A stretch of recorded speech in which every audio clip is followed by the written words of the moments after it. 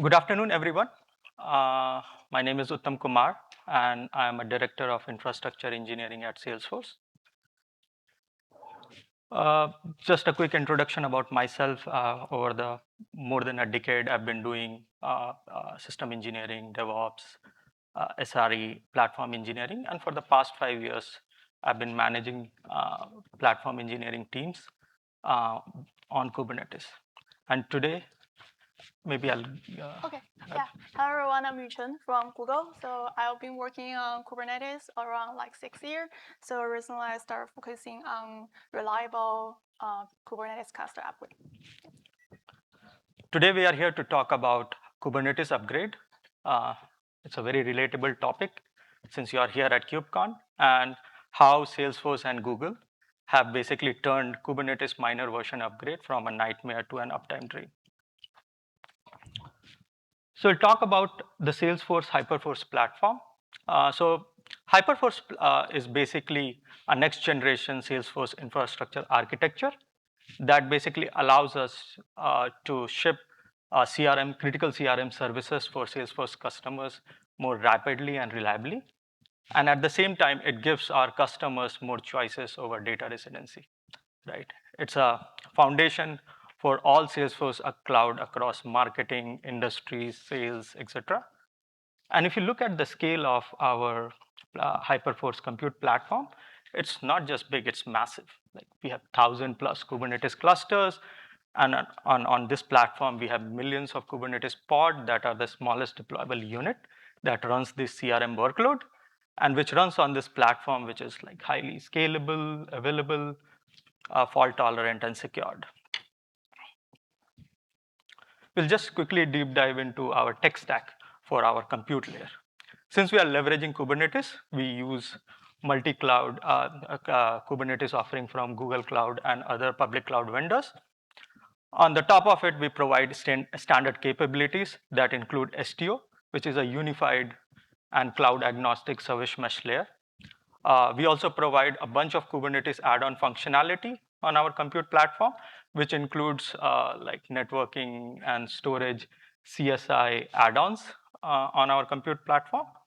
And we also provide a bunch of controllers and components that provide auto-scaling features on our cluster, that, for example, cluster autoscaler, Carpenter, horizontal pod autoscaler, vertical pod autoscaler, right? And an ingress layer that manages the traffic internally and externally for our Kubernetes cluster. Our middle layer is our custom Salesforce integration services that provides functionality like certificate management, secret management, workload identity, monitoring, security services that are leveraged by the services that runs on our compute platform. And the top two layer, fleet management and API, is our secret sauce, where we basically enable all the stakeholders, including platform operators and our customer that runs on our platform to run fleet-wide releases in a more abstracted manner by leveraging Argo, Spinnaker, Terraform. And we have built a bunch of AI-powered like agents, troubleshooting automation framework, a bunch of observability solution that provide historical view of all these data points to be able to effectively triage and troubleshoot incident, and an API layer on the top that helps all of these stakeholders to interact with our compute platform to run day two operations without even needing to basically manually logging onto our clusters. Since we are leveraging Kubernetes, upgrading Kubernetes is very important, right? It comes up with a lot of goodness, right? New features. For example, in version 1.33, we have the in-place pod resizing, which basically means you can resize a pod without needing to restart it. It's pretty cool, right? A bunch of improvements, security patches. And we as platform provider, we have a goal to be at minor version N-1, but at the same time, upgrading Kubernetes is very challenging. Let's dive in deep. We feel that upgrading Kubernetes is definitely not some routine maintenance activity, right? It's a high stake gamble. Like when you are literally trying to upgrade Kubernetes to minor version safely, but you are hoping that you do not take a critical service down, right? And we'll deep dive into why, right? On the left-hand side, we'll identify the core problems. So starting with complexity, velocity, and risk. The Kubernetes minor versions are complex, right? There are interconnected services, dependencies. A change in one component can have a ripple effect into others, right? Velocity, right? Kubernetes roughly ships 3 minor versions in a year, and each of these versions are packed up with a lot of features, changes, and for us to absorb all these changes and evaluate it is safe for our platform and services running on it, it requires a lot of work, right? And to be at n-1 version after prepping and certifying that release, it requires a lot of velocity. And every minor version come up with a risk of performance degradation and complete system outages. On the right-hand side, we have our high-stake environment where we have critical CRM services, which is like lifeblood for our external customers, right? And any impact to it can result into customer problems. We are also bound with strict uptime SLAs, and failure to meet them will result into financial and reputational consequences for us, right? And cascading risk failure, right? That's the most terrifying of them because in this highly interdependent system, a system A, if result into issues, it can have a cascading effect, right? So we are dealing with immense complexity for Kubernetes minor version upgrades, and it requires relentless velocity to be at n-1 version while minimizing the risk. So in this slide, we'll also deep dive a little bit on why Kubernetes version upgrades are complex, right? We have multiple interconnected dependencies. If you look at the layering, it's a tightly coupled ecosystem. We have the control plane services on the top, then we have the kubelet, then we have the Kubernetes add-ons, CSI, CNI controllers, we have the node operating system, and we have the kernel hardware. So what happens is even a small version drift can result into problems like node failing to register on the clusters, right? Each of these Kubernetes add-ons has its own version metrics, right? And any issue and any mismatch in that version can impact the functionality of the controller, which will have a ripple effect, right? And there are multiple changes that comes with every Kubernetes version, right? A lot of APIs can get deprecated, behavioral changes are there. And to understand at a fleet of our size and the variety of services that runs on our platform, it's incredibly tough, right? And because we don't have rollback support for a minor versions upgrade, we have to follow a complex rollout sequencing to basically stagger our fleet into smaller chunks of clusters and where we can slowly roll out these upgrades and have a big period in between them. So we have talked enough about complexity of the Kubernetes minor version upgrade. How do we make it safe, right? First is prepping and certification of minor versions. First, every Kubernetes minor version comes up with a good extendable like change log, right? And we analyze all those change log very extensively, and we understand what could be the impact by leveraging an automated fleet-wide scan that basically goes, checks all the cluster component, all the services that runs on it, any service deployment that can get impacted by it. We also do a very extended dev cluster testing of these new version. And we make sure that we also, we have built a performance testing suite for all these cluster component, and we, through using a wide variety of test cases that mimics production-like workload for all these component. And with the help of all this, we are able to prep and at least certify a minor version Kubernetes upgrade.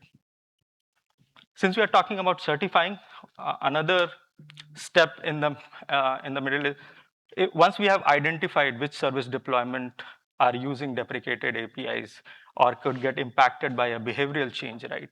How do we make them like updated? Because we are dealing with, our scale is very huge, right? So what we have done is we have left shifted this and we have created policies in our CI system, and the team who is working on this Kubernetes minor version upgrade, they go and update the policies for every minor version with all those deprecation, and it starts flagging warning to our customers. And once, because these deprecations are released much early in advance, so we basically shift this warning to failure when we are coming closer to a version where that deprecated API gets removed, right? We have also invested heavily into our validation framework, where we validate all the cluster component in a framework, and a separate framework where we have all our customers that runs on our platform to submit test that validates their services. And both of these test suite runs in the same upgrade pipeline during the rollout phase. So whenever there is a failure in any of these tests, when you are upgrading a Kubernetes cluster, we basically halt the upgrade cycle. We go root cause it, fix it, and then move forward with the further rollout sequencing. And the last piece is around the staggered upgrade. We basically do a very a staggered, we come up with our staggering based on the cluster criticality, the type of the services that it runs, and the amount of AOV it hosts, right? So by following that staggering model and having bake period in each environment, it helps us to catch issues in our lower environment, right? Since we have done a bunch of this framework, improvement, optimization, we have been able to catch issues in our lower environment, which were very tricky, right? And in this slide, I'm going to talk about two issues. The first, an uptime and basically an upstream change in Kubernetes version 1.23 drastically change the way API server calculates the concurrency set for a list call that is executed by a Kubernetes client based on the number of objects it tries to fetch. What does it mean is it made that list calls very expensive. And it was on all the service teams that were like using those Kubernetes list calls, they're running into performance problem, 429 errors, and when we upgraded to that minor version, they ran into that issue, right? So a behavioral change, tricky problem, and it was also undocumented in that particular version release. Like in the second one, when containerd had IPv6 enabled, so basically what started happening is it was containers were bonded to the pod on both IPv4 and IPv6 loopback addresses. So what happened in our scenario is we had tunnel sidecar containers for proxy, and those started failing because they didn't had IPv6 support, right? So we were able to catch all these issues in our lower environment, fix it. But let's face it, we are facing these problems, and this requires sometimes requires rollback support to at least roll back on our fleet, go back and again reproduce this problem and again fix it. So with that, I would like to hand over to Yuchen. Thank you. Adam. Yeah. So I 100% believe that Kubernetes upgrade is not safe. And I bet today our audience should share the same feeling with us, since otherwise you guys will not be here. So now let's shift our attention to the cloud infrastructure support layer, and I'll discuss Google's approach on assisting customers like Salesforce to safely upgrade their clusters. So as one of the public cloud providers, the challenges Autumn just outlined are part of our story we see across our GK customers, but at a larger scale. Upgrading a cluster is not an easy decision, especially it can involve potential like disruption, and usually it's a one-way direction, meaning you cannot easily move your cluster back to its previous state. So this basically drags us into a terrible circle. The fear and the low confidence lead to the delay of the upgrade, usually for a long time. And on the other hand, Kubernetes has minor release every 4 months, and it only supports the latest 3 version, which means even now I'm on the stable supported version, the version will reach to its end of support in 1 year. So at that time, I still have to face the challenge, but now the challenge is even bigger since the version gap is bigger, and it's definitely more dangerous for upgrade. So on GK side, we see this problem at a really massive scale when we manage a huge fleet, and it's still evolving. So every product we try to design should be generic enough to be applied to as many customers as possible. Since we have this upgrade challenge, it significantly increases our burden to drive the huge fleet, especially for those Snowflake clusters. To deal with it, we have to design different tooling like extended channel for long-term support, and sometimes we need to do like white glove service to get people out of the dilemma. So at the end of the day, the upgrade safety is still the root cause. So making upgrade safer and regaining upgrade confidence is still our priority.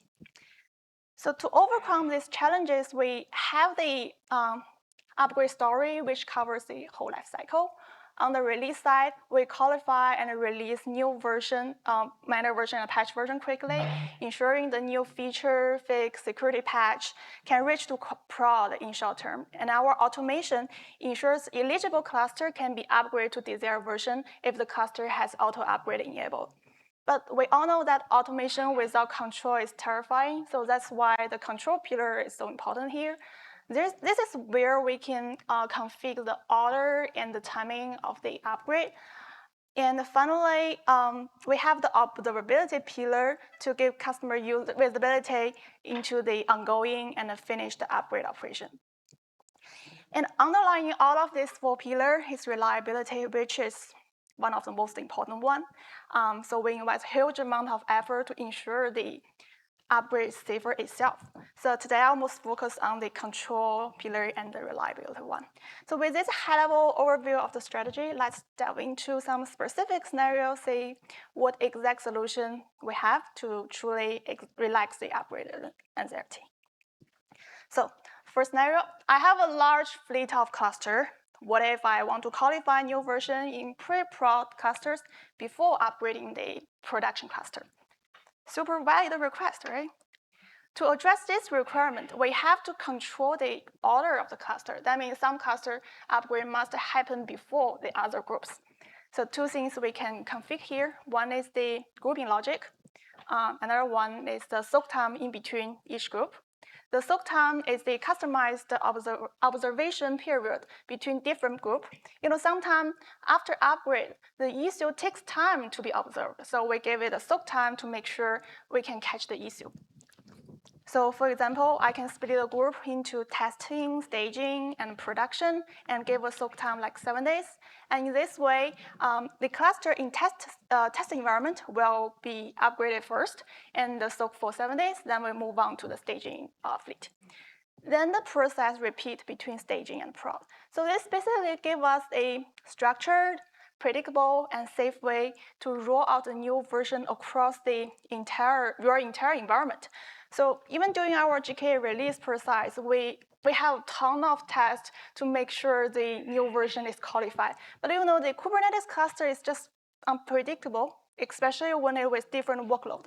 So the raw sequencing basically serves as another layer of protection, which is more customized based on your own workload. You can catch the potential issue in pre-production environment long before they can ever impact your most important workload. So moving on to the next scenario. So what if I only want to upgrade my cluster during midnight, but I don't want any upgrade happening during Black Friday? So that here we have the timing control. The timing control goes into two directions. First, we have the maintenance window. This answers the question like, when can upgrade happen? You can define a specific approved time window for us to perform automation, like maintenance and upgrade. For example, we can set a recurring window to say only allow the upgrade to happen during midnight, when usually the traffic at the lowest level. But just as important is the opposite question, when cannot upgrade happen? So first, for this, we have the maintenance exclusion. This is the blackout period, is to disable all the automatic maintenance include upgrade.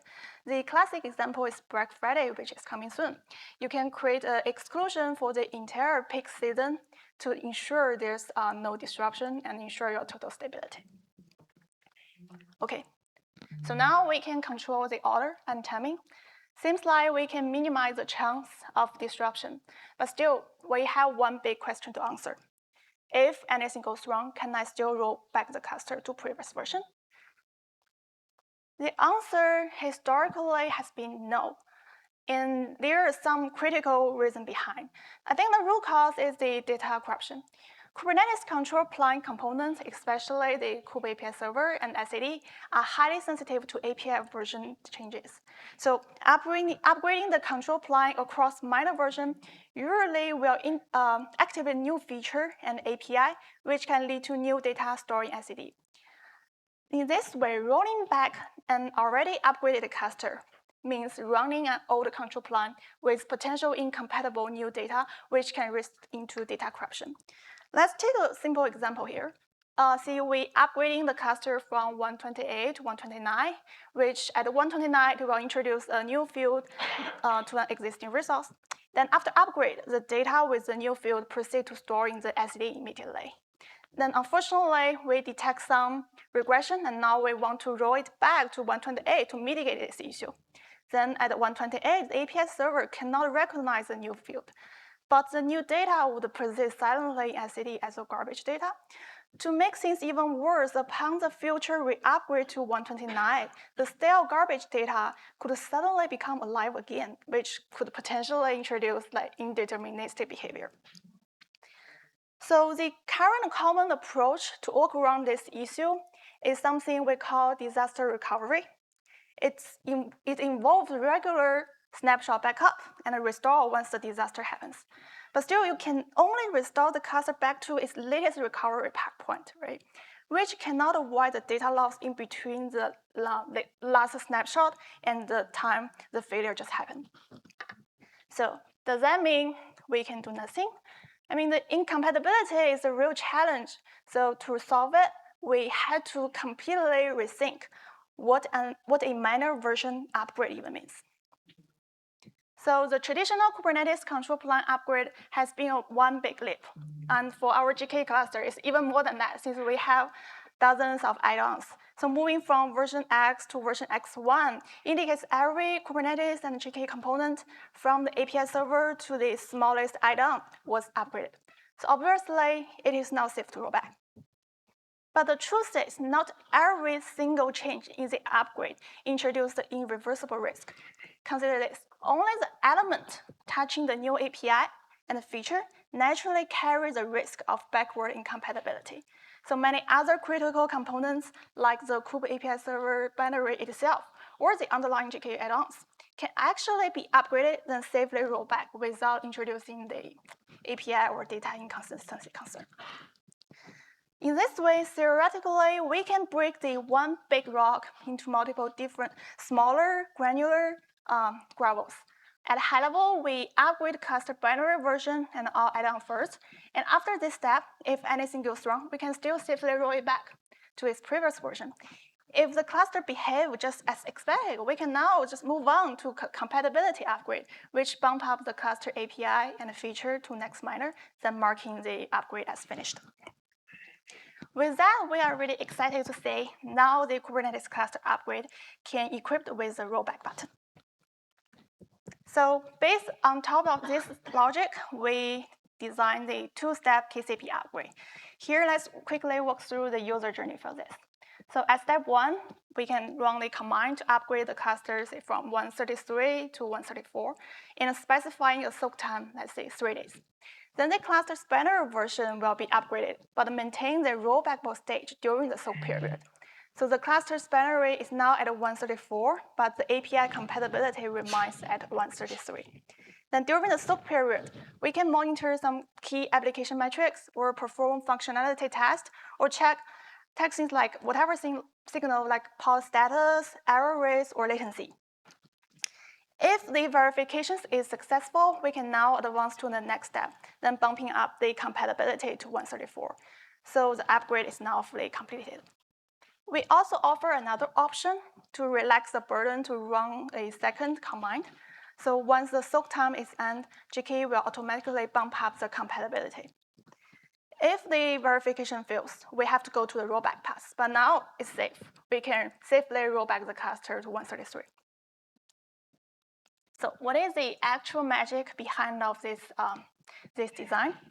Thanks to our open source folks who designed the brilliant idea about compatibility version, which introduced a new flag to all KCP component called emulative version. So emulative version guards the Kubernetes API and feature enablement.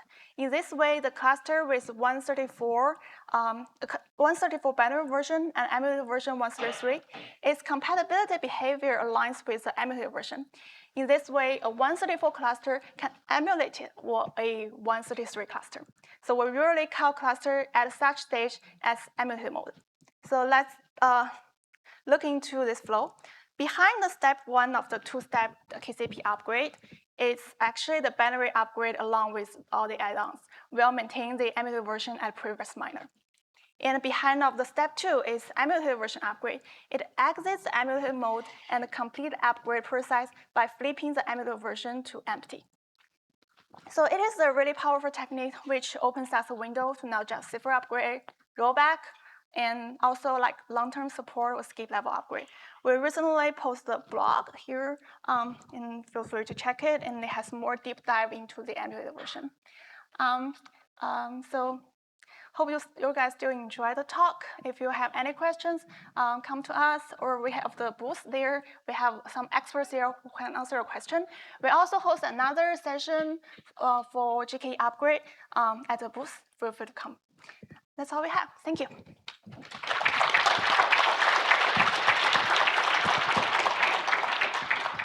Thank you.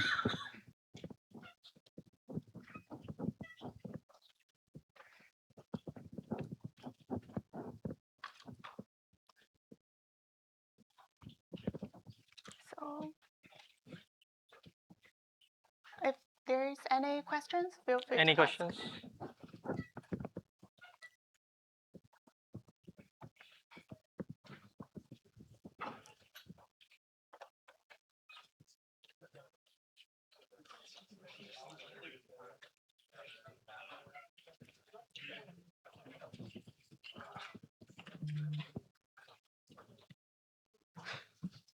Work. So you mentioned about soak time, right? And in the initial slide where you mentioned is that you can test initially on one of your test cluster and soak it and then eventually go in production. However, when you pointed one of the issue where you ran into 429 error. Now, if you test that and soak that on a test cluster, which is such a smaller capacity, it's not production grade cluster. So sometimes when you actually go to production, you can see scale of 429 going super large as soon as you turn on the button. So I don't think soak will help there, will it?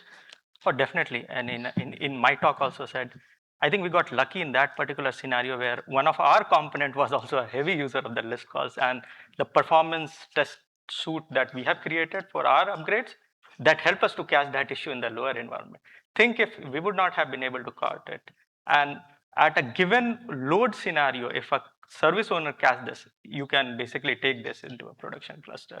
So definitely our soak, it's a combination of everything, right? Baking, staggering, baking, performance testing, dev testing with the rollback support, right? Because you can still have some scenarios that can, if you don't have that coverage in your testing, right? What if you identified a new behavior? Means I'll also give you another example. There was a change in version 1.22 which had a service token account bound mount. A new feature came up in 1.22. In 1.24, it was made default. In 1.28, it started tracking all the legacy tokens, and in 1.30, it started enforcing that you have to delete it.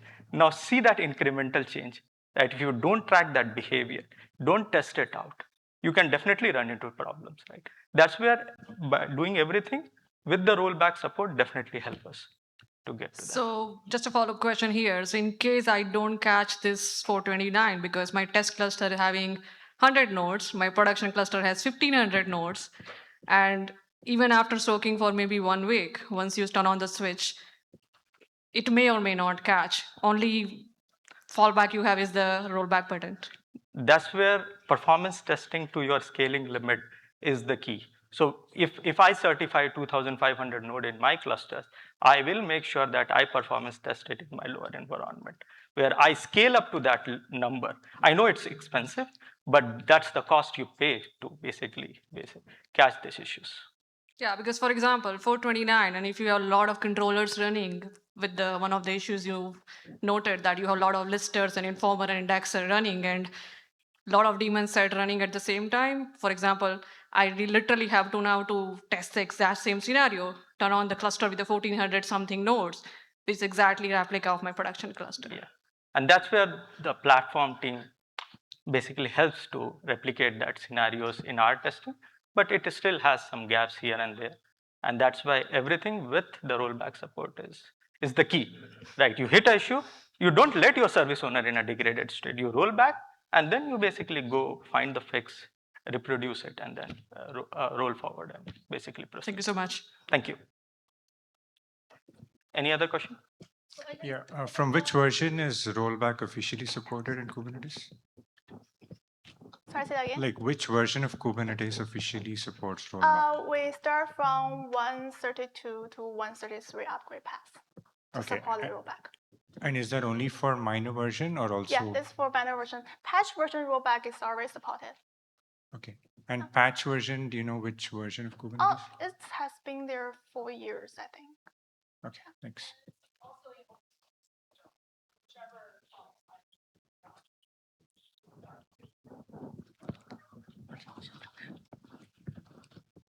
Hello, this is a question for like more of the performance testing suites of the in-cluster add-ons and components. I wonder what's the strategy you take to like implement those? Do you like basically scale up your cluster and just deploy whatever services you run in production there to mimic the behavior, or do you like go about just testing each individual add-ons? We follow both scenario. One, what is our cluster scaling limit? Like for example, within a cluster that this is the number of node I certify, I'll scale it up and eventually find out any performance problem. And then what we have done is all our add-ons and component that we run, we basically have crafted test cases for all those scenarios. For example, drivers like CSI drivers, within a node how many volume amount it can process and things like that. And when you have identified and benchmark a scaling limit for each of those services, then you upgrade a minor version, you run against the same test suite with that scaling limit and see if you are seeing a performance degradation for those limits.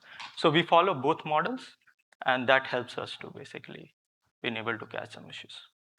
Cool, thank you. And the follow-up is how do you handling like the version upgrades for the add-ons inside of the cluster? Do you always keep it up to date? So again, some of these are required with every minor version upgrade. We basically incorporate. For other add-on version upgrade, they have a different version metrics. So basically, we have a different cadence for those add-ons, but we make sure that it gets tested in all those combination of the different minor version that we have across the fleet. I see. Thank you. Thank you. Oh.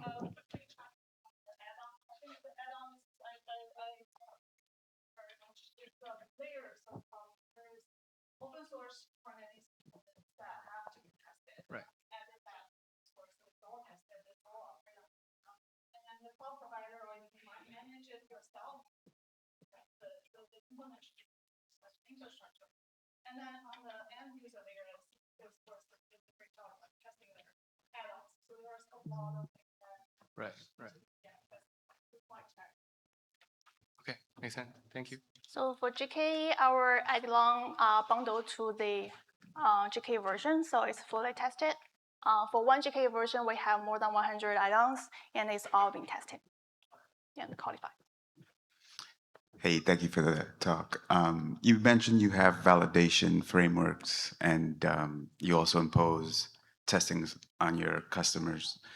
Can you elaborate a little bit more? Are those custom built with open source tooling, or you know homegrown applications for that validation? And then how do you enforce the end user testing, and what does that kind of entail? Yeah, in short, it's a homegrown testing framework. Second, like when we embarked on Hyperforce journey, we took these decisions and standardization to have a unified framework to run test. You can you can configure or write down your test in whatever language, but you have a standard model to follow, and that is like within one of the team in Hyperforce. So we leverage that standard framework, and then we have crafted some pipeline stages within our upgrade pipeline, and then we ask our customer to apply the tags for their test that gets integrated with this pipeline stage. And we make sure that that pipeline stage runs in every cluster that we do. So even if it's like a false positive scenario, we still basically halt our upgrade, we go, we check what has done. And we have built some automation to basically have a dashboard observability to catch that failure, what is that failure about, and then we work with those customers and go about it. Okay. Just one last question with, is all your Kubernetes clusters on public cloud or any on-prem? We do have on-prem as well. And it goes through the same upgrade cycle? Yes, yes, Okay. yes. Thank you. Thank you. Hey, thanks again for the talk. Quick question on the upgrade process there from 133 to 134. You said an emulation to still the old 133 can be done. Are you kind of doing a blue-green kind of deployment, like the 134 is done on new nodes, or how are you managing the emulation part with the API 133 access? So we use the flag provided by the open source community. When we do the upgrade, we first upgrade the binary version and set the flag to 133. In this way, the cluster now can emulate the 133. Then the second step, we set the emulator version as empty. That means the cluster exits emulator mode since there's no emulator version. Then the cluster's API and the compatibility has been fully upgraded. So basically, we use the technique provided by our open source community and adopt it in our GK cluster. Okay, so the libraries still exists for the old one, like the code or the libraries still exist on the nodes for the in-place upgrades, or how does the emulation work, I guess? So in open source, we keep track of what features and APIs are turned on at each releases. Okay. So when we emulate an older version, the older configurations are turned on for that. Yeah, it's tracked by the feature gate. Yeah, it's tracked by feature gate, by API default. Okay. All right. Thanks. Hey, quick question. So you mentioned testing for auto scaling for drivers, add-ons, things in isolation, but you mentioned that being in an automated fashion. I was wondering how exactly you guys are doing that. So yeah, for us, what we do is we basically write a test that tests the functionality for that particular add-in. For example, core DNS, right? Right. We basically make sure we put forward a DNS call to a specific domain and basically checks the result of it. That basically tests the functionality for it. For example, EFS, right? Mm-hmm. We volume mount and EFS volume mount and checks the functionality for it. So if there are any breaking changes that will break it, right? Especially when you are going from stagger to stagger, cluster to cluster, you are basically testing the functionality for it. I won't say we have like found all the the perfect test case scenarios, but when we learn, we basically we go back through a bug and apply that missing test case scenario. But did you script something, like you have an app that is actually running these tests, or just the fact that you're applying workloads? Oh yeah, so we basically indirectly testing everything, or you actually have something that you click run and it's gonna try to mount a volume and try to test this driver, and Yeah, we have those synthetic tests that basically runs something called direct mode in our terminology. And what it does is it invokes a synthetic pod on the cluster, and it basically runs that code, tests the functionality, give back the result, and the pipeline which has that integrated test, it basically pass and fails based on the condition that you wrote the test. Okay.